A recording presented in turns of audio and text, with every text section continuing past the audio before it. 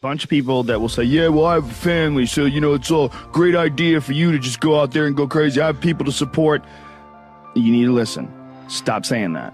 Stop saying any of those things. Every single person who has ever done anything worthwhile or exceptional or difficult or extraordinary, anyone, whether it's great artists or authors or mathematicians or whatever it is, everyone encounters difficulties. There is no easy road. It does not exist. It is impossible. Everyone has issues. If you have time to pursue a hobby, if you have time to do anything in your life, you can better yourself. And here's one way you never better yourself. When you come up with excuses for why other people are successful and you're not, that is dangerous. When you give yourself an escape, yeah, well, that's easy for you to say, you do this, you do. Trust me. Everybody has a hard road. I wanted to jump out a window several times during my young life. I wanted to jump in front of a train and just end it because it's too much pressure. Not really. But you know what I'm saying. Theoretically. We all go through hard times. We all go through depression. We all go through doubt and moments in your life where it's really difficult and you're trying to figure out what your path is going to be. It's hard as shit. But Stefan and I were talking about this before the podcast starts, that is what makes you a person. And those difficult moments are what build your character. Show me a great man who's the son of a great man. That's what we're saying. These kids that are born billionaires, you're never going to be a self-made person. You have a backup trust for your backup trust for your trust, and you're man. I'm fascinated by martial arts. I'm fascinated by comedy. I'm fascinated by many, many different things. I don't understand when people say they're bored, because if I had the time to live 100 lives, I'd be speaking different languages. I'd be living in different countries. I would try a number of different careers, because I think there's a lot of unbelievably fascinating, puzzling, complex things that you could study in this world. That's just me and my personality, but that's a personality also that I've cultivated over years of challenges. Were you like that as a kid too? Well, I was involved in martial arts very early, and I think that is one of the things that motivated me to explore difficult tasks, because through difficult tasks you learn an incredible amount about yourself, and you through the fire of competition you get to understand motivation. You get to understand the resistance that you have inside your mind to doing hard work. You get to understand the rewards of discipline. Like, you don't truly appreciate relaxation unless you've worked hard. And that is the yin and the yang of life. And I've said this to the point of people getting sick of it, but one of the worst decisions a man can make, I can only speak for men, obviously, is to be comfortable. I don't think you should try to be comfortable. I think what you should try to do is try to earn comfort.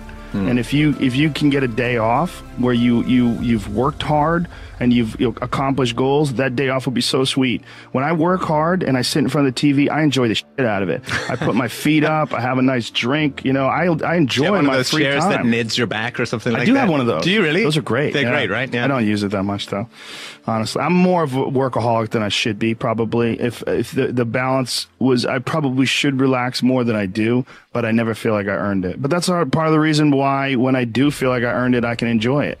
It's because I am more connected to the idea that I need to accomplish things, and it's not like for anybody else's benefit other than my own, or anybody else's approval other than my own. When I have a task, whether it's today I'm going to write 1,000 words, or 2,000 or whatever the number is. If I don't do that, I write things down. Like, I'll write down a list of things that get accomplished that day. And if I don't accomplish that, I'll get sick. Like, it'll drive me crazy. If I can't fill out that list, that drives me nuts, but that's what led me to be a championship level martial artist. That's what led me to achieve it's like that. It's the reinforcement of those goals, like understanding that you can achieve those goals. It's going to be difficult. You're going to push through the difficulty, and then you're going to understand what difficulty truly is, and how much of it is just mental, how much of it is just in your mind, this adversity to difficult task or to struggle. And a lot of people have that. They're scared of complications. They're scared of of failure. Failure is a big one that people are afraid of, but failure is one of the most important things you could ever have as far as like the motivation to do things differently. One of the reasons why I think that I'm good at friendships and relationships is because I've failed at them in the past. One of the things that I'm good at comedy is because I bombed on stage. One of the reasons why I'm good at work is because I've been a worker in the past, and I know the feeling of failure, the feeling of shame, of being like a weak, non-motivated, lazy person. That's a weak feeling. It's you don't respect yourself. You know, and I have this phrase that I use all the time to people to try to motivate people. I say that be the hero in your own movie. Pretend that if your life was a movie and your life started now, what would the hero do? What would the person that you respect do? What would the person that you admire, person that inspires you, what would they do? Well, do that. And if you do that, you slowly build momentum.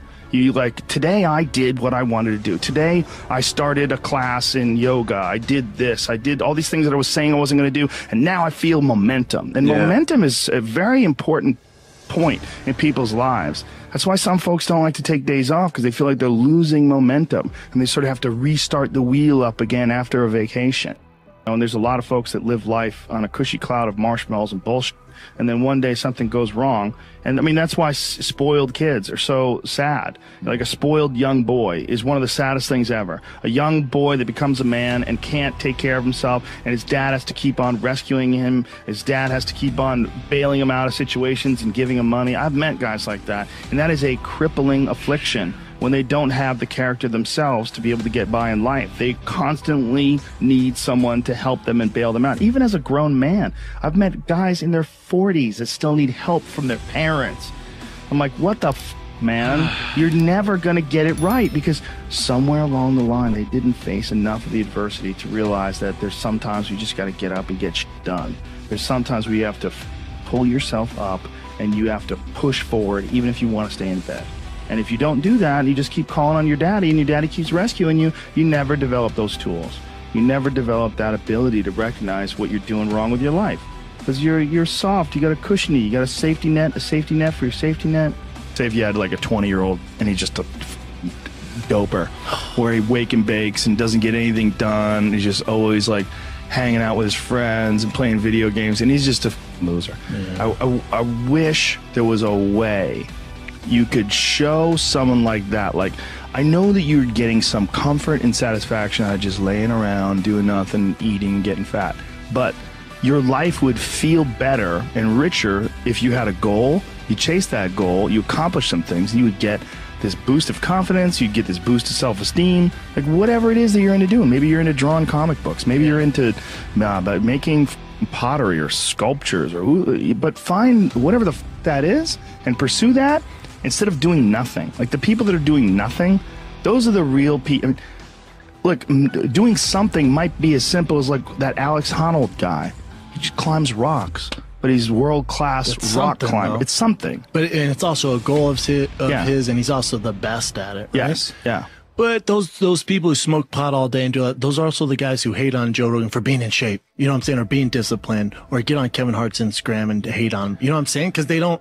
It's their own insecurities. I see what you're saying, but I would assume they would get motivated by seeing other people do something with their lives. Like that should be motivating, not but if you grew up with losers and you're around a bunch of people with shitty attitudes, especially if it's in your household. I was very lucky that both my mom and my stepdad, they're the least hater people I've ever met in my life. They're just not haters in any way. Like if someone's doing well, they're always like, wow, look at this guy, or like, wow, look at her, or wow, look at him. There was never any hate in my house in terms of other people's success. But if you grew up with a dad and your dad's like, yeah, all these rich assholes, you think she's a badass, and this, there's people that look at other people's success, and instead of saying, wow, that guy did a lot of work, like the way I'm a successful person, but the way I look at Kevin Hart, he exhausts me, or The Rock. Those guys exhaust me. I'm like, Jesus Christ, like I feel lazy next to those guys. Like they do so much. Like those guys are so overbearingly ambitious, But some people, they see that and they compare themselves and they don't like it, so they start getting really and it's like a natural feeling to try to chip away at that person. The worst people that you know are the people that don't have a good self-judge, that everything they do is awesome. Yeah. Those never grow anywhere. Right. I mean, that's a huge issue with comedy. When you run into people that have terrible comedy sets but think they did great. Like we would always, Greg Fitzsimmons and I would always talk about that with like open micers. Like there's people that hear phantom laughs, like they think they're doing great, and they have this delusional self-opinion where everything they do is awesome. They don't know why they're not successful already. They don't know why they're not famous. And those people, I believe, I mean, in some sort of a weird narcissistic way, you could look at it this way, that those people are there to teach you. This is the consequences of not feeling that awful feeling when you fail. I was talking to Burr a couple weeks ago. He did a set at the Comedy Store, and I saw part of it. It was he was killing. And then I ran into him in the hallway, and I go, "Oh man, main room show was great, right?" And he goes, "Yeah, I f***ed up at the end though. I tried to hang in there too long, and the last bit bombed." Like he was just, it was rotten at him that the last bit. Like he goes, "I f***ing hung in there too long. I should have got off with the bit before that." Yeah. You know, like, but you know, when I was in there, he was f***ing killing. Yeah. You know, but that wasn't in his mind. The success was not in his mind. What was like, okay, whatever that happened at the end, don't f***ing do that again. Right. You know, Right. But that's why he's Bill Burr. That's Yeah. why he's really good. You're alone with your thoughts. You get an idea of what your thoughts actually are. If you live your life just acting constantly on the momentum of other people's expectations, of you wanting to be liked by these other people, you can run into a trap, and you set up a life that you didn't really want. You're trapped in this situation where you have a mortgage, you've got credit card bills, you got student loans you have to pay, you have a bunch of shit going on that you have to continue to feed. And all that, and especially if you have a family and you have to feed them, oh my goodness. Then you're fully locked in. You can't take any chances whatsoever. And oftentimes people make the mistake of getting stuck. And it is just a tactical mistake, just like it would be a mistake if you got stuck on a video game. Just like it would be a mistake if you followed a map incorrectly and you get stuck in the woods. Your life is certainly some sort of a journey. It's certainly some sort of a journey. And we have to all be aware that when we're making journeys, we're not going to always make the right steps. And sometimes you have to back up and try again. And if you're in a position where you can't back up and try again, you've trapped yourself. And the system will set out honeypots for people to get trapped in. The system will set out the ideas of retirement, the ideas of the golden years, providing you benefits, providing you a healthy work environment. Why? Well, because they want people to work for them.